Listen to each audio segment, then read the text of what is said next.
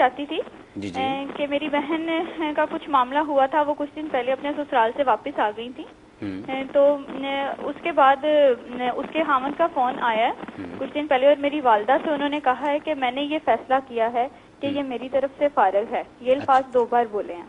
2 بار اس کے بعد جی جب کچھ لوگ گئے بات کرنے تو ان کے سامنے بھی یہ بات بہت بار کی گئی. انہوں نے جب بعد میں ان سے نیت پوچھی تو انہوں نے کہا نہیں میری تو ایسی نیت نہیں تھی.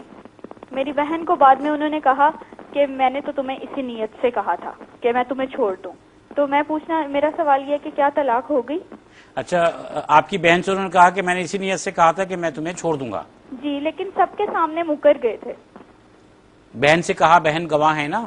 جو لفظ انہوں نے استعمال کیا کہ میں نے فارغ کیا، تو اس کو ہمارے فقہاء کرام صریح میں شمار کرتے ہیں. اچھا، یعنی جس طرح یہ لفظ ایسے ہی ہے جیسا کہ میں نے تمہیں طلاق دی، تو اس میں نیت کا اعتبار نہیں ہے کہ نیت تھی یا نہیں تھی. ٹھیک ہے. تو چنانچہ یہ فارغ کا لفظ چونکہ صریح کے حکم میں ہے، اور فتاوی رضویہ شریف میں اس کے بہت سارے نظائر اور دیگر کتب میں اس کے نظائر موجود ہیں، تو یہ اب چاہے نیت کا انکار کریں، 2 طلاقیں واقع ہو چکی ہیں. 2 تو انہوں نے والدہ سے کہا، جی، اور اس کے بعد کہتی ہیں کہ باقی لوگوں کے سامنے کئی دفعہ کہا.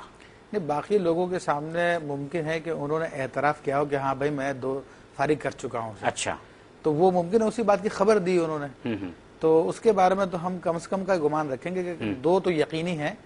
ہاں اگر گفتگو کے بعد معلوم ہو جائے کہ اس نے مزید بھی اور کوئی طلاق دی تھی تو پھر تو 3 ہو جائیں گی.